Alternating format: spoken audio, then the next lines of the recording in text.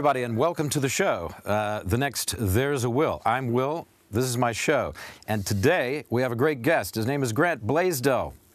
And, I mean, this is a man who does extraordinary things. I've known him for a few years. And over the last couple of years, he has built an amazing company doing the blockchain here in Warsaw with partners in London. It's called Coin & Firm. He's also not just a technical mind, he's also a hip-hop artist. I've been told to call him a hip-hop artist because that's what he is. Now, I don't know much about hip-hop, but I know what I like, and I like his hip-hop. And we'll get you some music from Grant later in the show. But right now, I want to go straight to blockchain. No, sure. I don't really, because I have no idea what it is. Well, you want me like a quick intro? I'll read my definition. Okay, all right. I'll let you know how I feel about it. You let me know how you feel about it. I prepared very carefully for this. You know, blockchain is a digital database containing information such as financial transactions that can be simultaneously used and shared within a large public centralized network. Is that correct? I mean, yeah, technically, but I think, you know, that's kind of a definition. I got it from Wikipedia. It must be right. I don't think that's a definition that's going to necessarily help a viewer. No. I mean, you know, blockchain's big entrance was through the creation of Bitcoin, which provided the ability, the first ever for individuals, for anybody to send directly store of value from one end, or data, it doesn't have to be a store of value in this case, but or data from one end of the world to the other, one individual to the other, without any intermediaries. So when we're talking about in the financial space, and the reason is because all those databases that hold it, the servers, they're all distributed, and it's all verified by the network itself. So it doesn't need central third parties like banks, etc., in between to confirm those transactions. It's all confirmed through a technological and mathematical process in the blockchain. So this is, you know, I originally come out of digital media. That's where I started creating, you know, companies, ideas first, as the first space. So when I looked at this tech, for me it was, what it revolutionized was elimination of the trusted third party. So, you know, you have your show. Let's say you want to upload it. It's all about trust. It's all about confirming it's about trust. Trust so is you the needed most... that with the Bitcoin. Yeah, well, the banks, because for example, how would you know how to... Banks are there for trust. Right. Yeah. Right, that's mainly, you're giving them responsibility over your money as well as trust on confirming transactions, processing those transactions, etc. Okay. Bitcoin does it all by itself. The network does it. So like you've heard miners, right? Miners are rewarded for confirming transactions. Right. So, but when it comes to the media aspect, which is a little bit more relative to what we're doing right now, so let's say you threw this on YouTube. Right. So, this is your IP. Right? This is your intellectual property, you have rights to it, etc. You're given those and entrusting YouTube to protect those diligently. Second thing, YouTube is then taking your content and it's, you know, monetizing it across the world. And at the end of the day, you're entrusting this entity that you don't know, you really don't have contact with. It's a multi-billion-dollar company in this case, all over the world. You're entrusting them to be totally truthful, trustful, and transparent with how they're protecting your content, how they're using your content, how they're monetizing it, and how they're rewarding you for it. So in the advancement of blockchain tech, you can build entire ecosystems, you can even say economies in a certain sense, built on this technology to provide a different layer of trust, transparency, and kind of democratization, let's say. All right, so it's to free up to create trust through networks without using banks necessarily. But yet banks are very interested in this. Yeah, and they're coming into it in a big way. Right? One way to look at it is that I like to say that people understand is the internet kind of more changed our access to data and our user interface of life, right? It really changed our interface of how we interact with data and receive it, right? Blockchain's in the back. Blockchain's going to change how the systems and their foundation are created and how they work. Is it the next revolution? I mean, people say this is the biggest revolution since the internet. Is that? I've gotten into. I mean, I don't understand why that would be, but. Since the internet, yeah, I'd say so. Yeah? From a technological sense, I mean, This is something, you wanted to bring up the Jordan Peterson thing. This is something that I talked to him about, for example. Yeah, you talked to Jordan Peterson. Tell us about that. Yeah, well, I talked to him about blockchain, mainly, and crypto. Yeah. Because what has happened is, what sits at it, there's sometimes ideology, there's emotion. Yeah. You know, and why is the public, or why is the average person more geared towards entrusting a bank as opposed to themselves and their own independence, financial responsibility, all these sort of things? Because he's obviously a very interesting guy, not just because of his viewpoints towards, you know, psychology, culture, incentives, etc., but he also gets tech well enough. So what was his interest in the blockchain? Well, I reached because you out sent to him an email. Yeah, right? I reached out to him, and What'd you say to him in the email? Pretty much kind of like what I said. Listen, I'm sure you heard of it. There's this new technology. Bitcoin is probably the most known thing around it. But it's also fascinating from a sociological point, a psychological point. It's not just economical or technical, just like the internet was. So back to your question about the revolution, I don't like to get into these big, grand, you know, like I was saying, you know, George Carlin had the thing of save the whales, the trees, and the snails. Like I don't think I'm not that utopian about it. But I think it's going to drastically change in the near future, and already I think is making some steps to those core foundational systems and how they operate and work. Right. And that's another reason why banks are interested. Yeah, exactly. You started 2 years ago with this. I met you. You had a small office, and you were trying to hire people and you were talking and preaching the sermon of blockchain. I had no idea what you were talking about, but I liked you, and I liked your patter. I appreciate it. And I thought it was fascinating, partly because I didn't really understand it, I guess. But 2 years later, you've got the top floor of a skyscraper in Warsaw, and you employ what, 80 people? Yeah, around that, almost 100. With offices in London, and it's really taken off, and you lecture all over the world on this, don't you? If you want to call it lecturing, it's more just me spewing my personal, views. Okay, it's not a lecture? I did lecture once, though, at Kozminski here or something like that. But so what do you do when you go to, you went to Davos, you went to, you went to Boston, you go to Boston, you go to Silicon Valley? Yeah, it depends on what my goal is, to be honest. Like, we have a product, we have services, we service, you know, over 100 companies. So depending on the situation, I'm either promoting what we're doing and why it's important, and why it fits into the big picture of the mass adoption or the traditional adoption of this tech. And we're proving that, you know, on both sides by working with banks or working with major crypto entities and connecting them to connecting these two economies.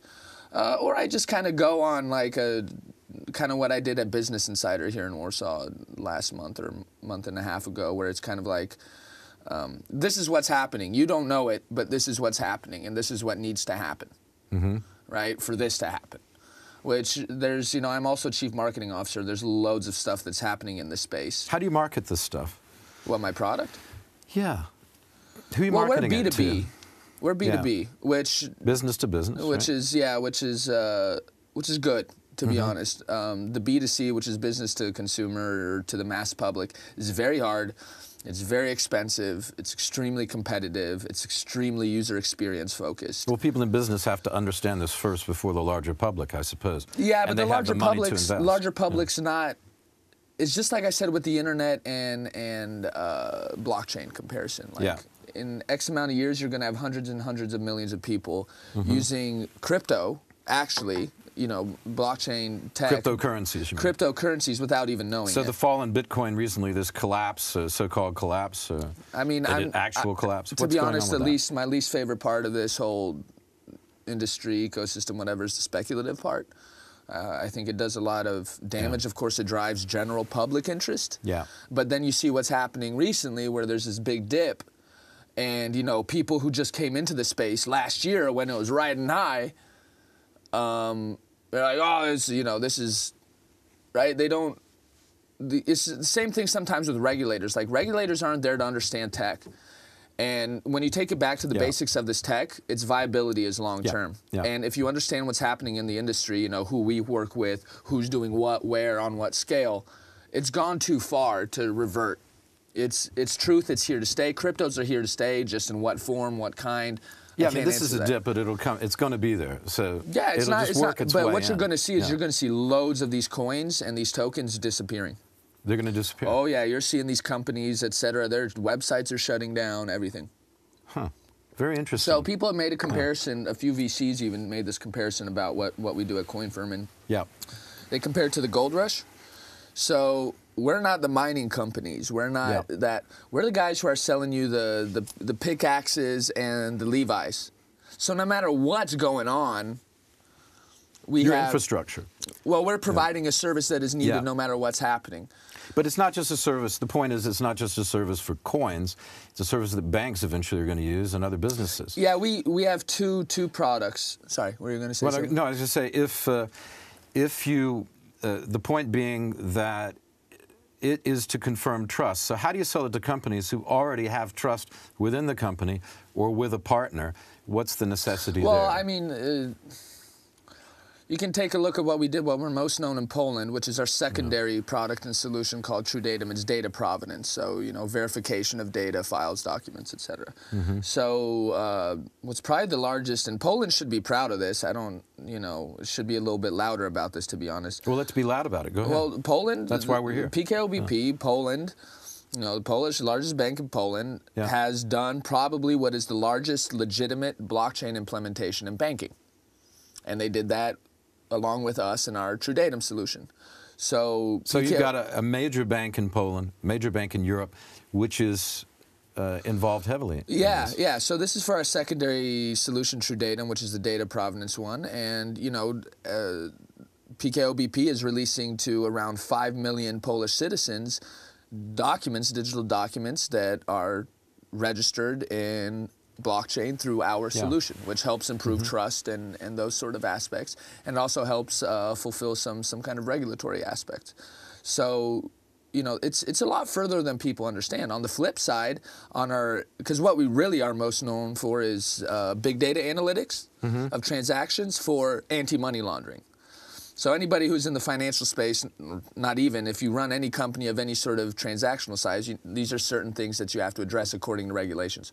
So what we did is provide a platform, a solution that allows people, entities, to analyze risk around cryptos and blockchain. How does that work specifically? Give me an anecdote. Yeah, you give me an address. You just give me a story how that would work for a company to, say, anti-money laundering or just following the money. Exchanges, crypto exchanges are the biggest examples. So, some of these are multi-billion-dollar type of companies, and they're getting crypto in from users, and they're paying crypto out to users. Okay. You need to know the risk profile of the entity, the source of funds. So the wallet that is sending the crypto into the exchange, they query the address of that wallet through our system, and they get a risk report back. It says what's their behavioral profile, risk rating, etc. Depending on that data, they make a decision whether to, accept, not accept, in the other case, to send or not send the funds. Okay. Right? So because if they end up sending them, they might send them to, the wrong place. A sanctioned person in Iran. Right? You got new Iran sanctions coming out now in the U.S. This would be a good way for terrorists to move money around, for example, or other nefarious... To be honest, cash is the best. Other nefarious... cash would be the way. Yeah. All the arguments people make against crypto, flip them back on fiat and the traditional system, and they'll shut up. Fiat meaning cash, yeah. Well, okay, so you did it to me, but I hardly know what I'm talking about. Well, the thing is at the end of the day, like a Bitcoin, for example, is the most traceable asset of value ever created. You can't run. That's why we can analyze and then do anti-money laundering 90 times more effective than they can in the traditional space. In trading these coins, you have to know exactly where it's coming from and make sure you get it and where it's going to. You're seeing address going to address, address going to address, address going to address. And in Bitcoin's blockchain, every single transaction. And it's locked in. Immutable. So to use this practically for regular businesses, or let's say it's the government's using it to do passport stuff and identity stuff. Then if something changes and it's locked in the blockchain, how do you... It depends on what blockchain. Different your blockchains... number changes. You get a passport renewal and you have a new number. It depends on which blockchain you're using. Bitcoin's blockchain, the reason I believe in it hardcore, it's kind of like the U.S. Constitution. It takes mass consensus and force to create any change within it, which means it sticks to the rules, the standards it has applied. We have a partner and a client called Rootstock, RSK, who's working on building better scalability, smart contracts, these type of things on Bitcoin's blockchain.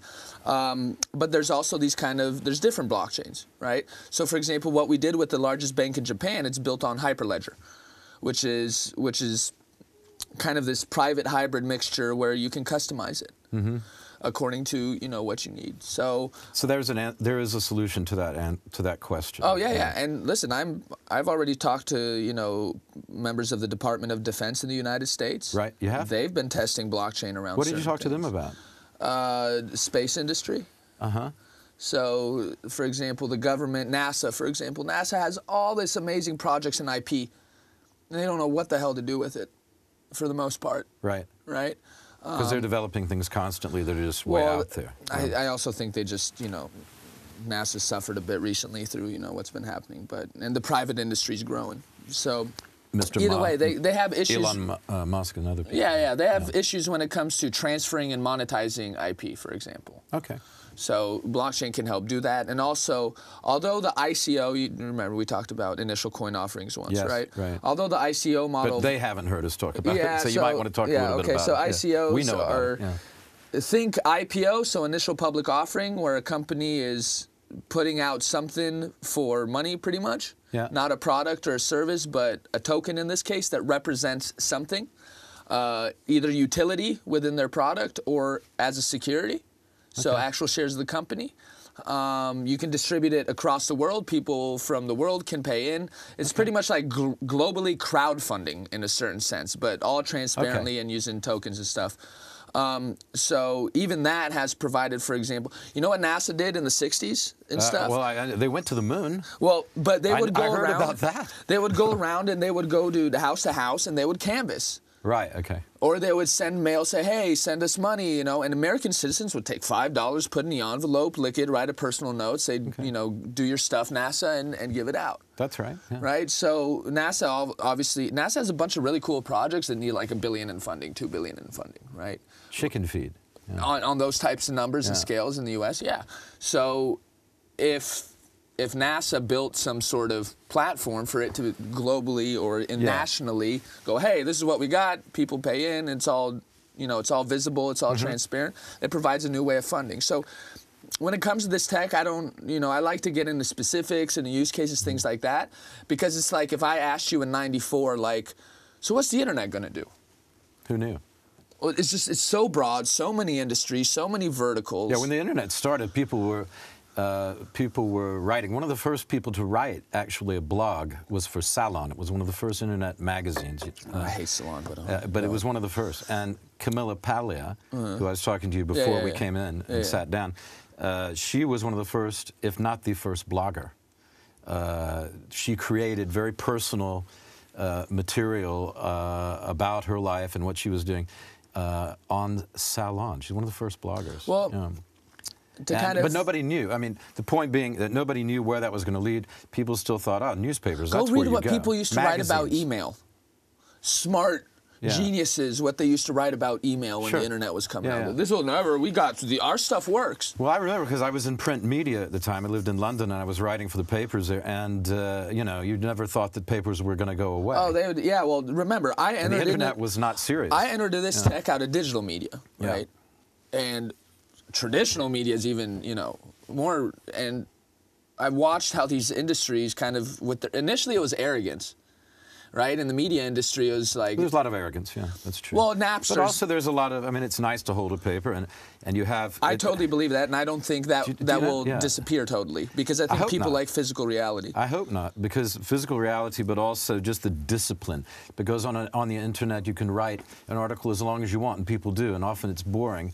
And in a newspaper or magazine, you have to conform. There's illustrations, there's photographs, there's a whole kind of art to production of that.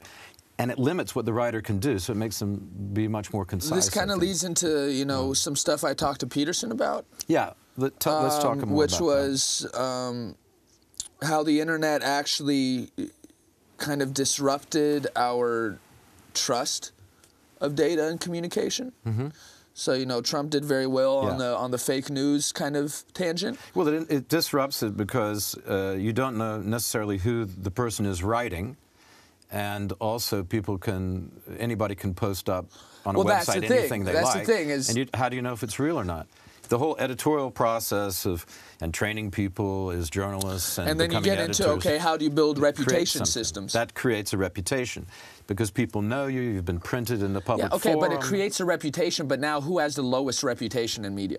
The guys who supposedly had the reputation. Yeah. The BBCs, Why is the that, CNNs. you think? Why is that, Because digital media.